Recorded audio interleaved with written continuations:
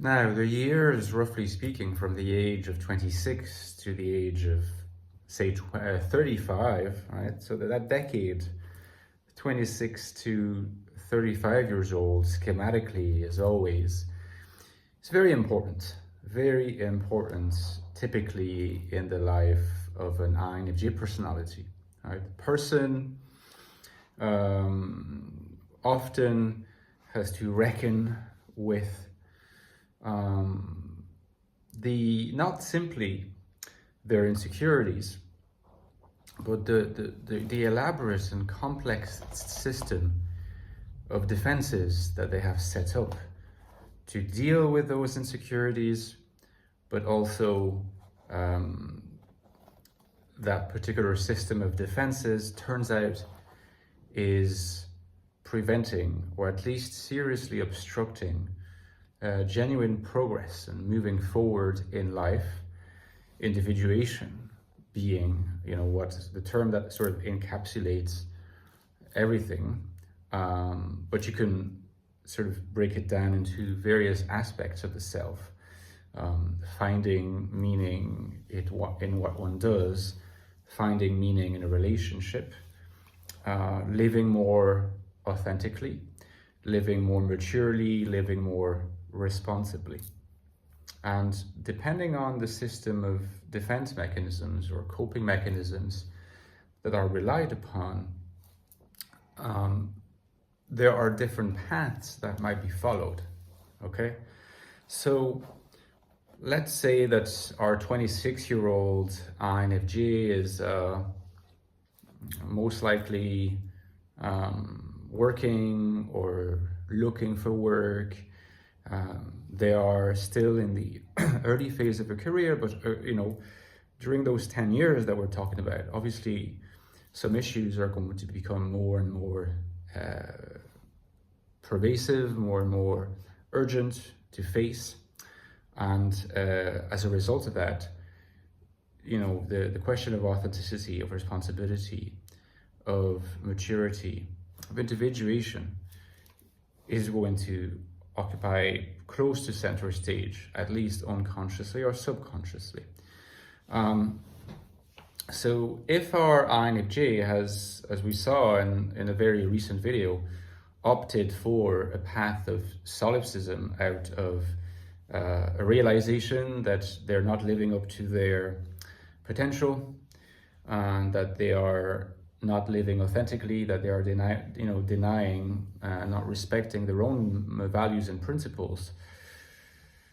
One way, that I described as suboptimal is the path of solipsism. Now, that's not a good path, because essentially what this is going to translate into in concrete everyday living is probably being unemployed,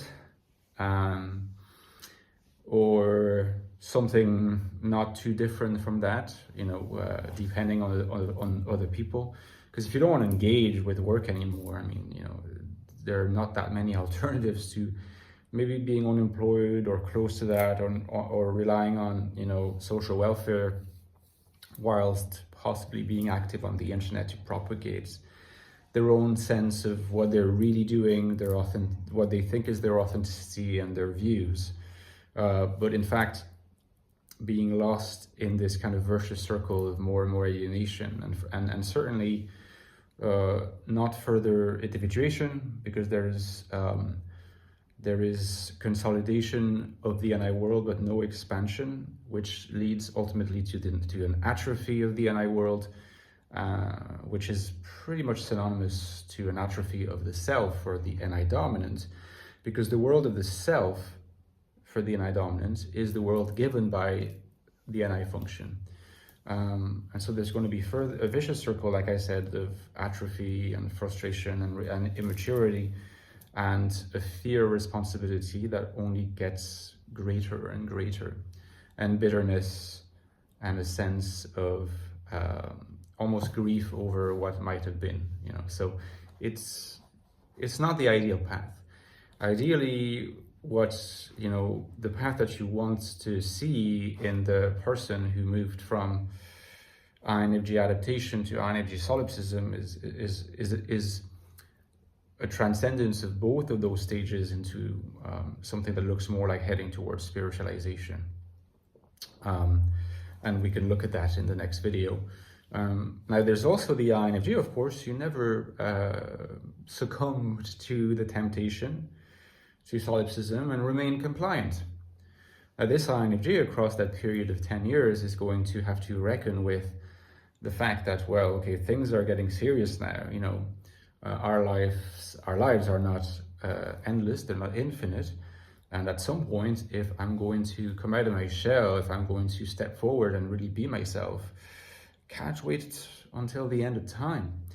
And usually, you know, there's a serious crux, there's a moment of choice that happens in the life here of the compliant where they either decide that they're going to embrace a more authentic way to be, or decide that after all, they are too scared of that and they are content to remain in their own, you know, self-assessment, which is part of why their self-esteem is low, or tends to be rather low.